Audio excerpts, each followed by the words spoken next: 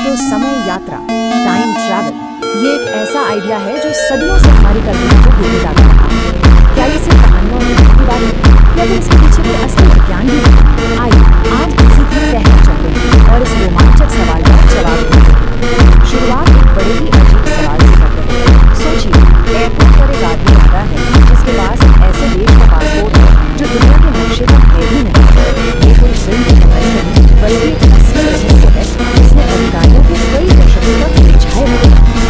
और इसी तरह के किस्से हमें हमारे पहले पड़ाव पर ले आते हैं, समय के पार से आए रहस्यमयी आगंतुक। यहाँ हम कुछ ऐसी सच्ची और चौंकाने वाली घटनाओं पर नजर डालेंगे जिन्होंने समय के बारे में हमारी पूरी समझ पर ही सवालिया निशान लगा दिया है। तो ये कहानी है टॉरेंट से आए आदमी की। साल था 1954। टोक्यो एयरपोर्ट पर एक आदमी उतरता है जिसके पासपोर्ट पर लिखा था टॉरेंट। जब अधिकारियों ने उसे नक्शा दिखाया तो वो हैरान हो गया, क्योंकि उसका देश दुनिया में कहीं था ही नहीं। उसे कड़ी निगरानी में एक होटल के कमरे में रखा गया। लेकिन अगली सुबह दरवाजा और खिड़कियां अंदर से बंद होने के बावजूद वो आदमी जैसे हवा में गायब हो गया था। वो कौन था, कहां से आया था, ये आज भी एक रहस्य है। और फिर साल 2003 की ये घटना है।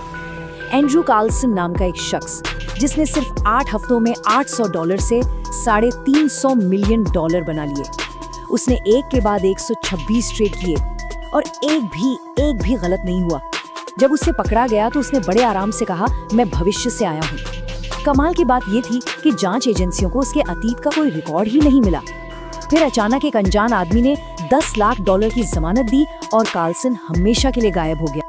तो ये कहानियां हमें सोचने पर मजबूर कर देती हैं, है ना? क्या ये सिर्फ इत्तेफाक है या इनके पीछे कोई गहरी सच्चाई छिपी है? इन सवालों का जवाब हमें विज्ञान की दुनिया में ले जाता है और एक ऐसे इंसान तक जिसने समय को देखने का हमारा नजरिया हमेशा के लिए बदल दिया, अल्बर्ट आइंस्टाइन।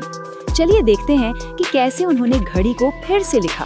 देखिए, सदियों तक हम न्यूटन के आइडिया को ही मानते आए थे कि समय एक नदी की तरह है जो पूरे ब्रह्मांड में सबके लिए एक ही रफ्तार से बहती है। लेकिन फिर आइंस्टाइन आए और उन्होंने कहा, नहीं, ये इतना सीधा नहीं है।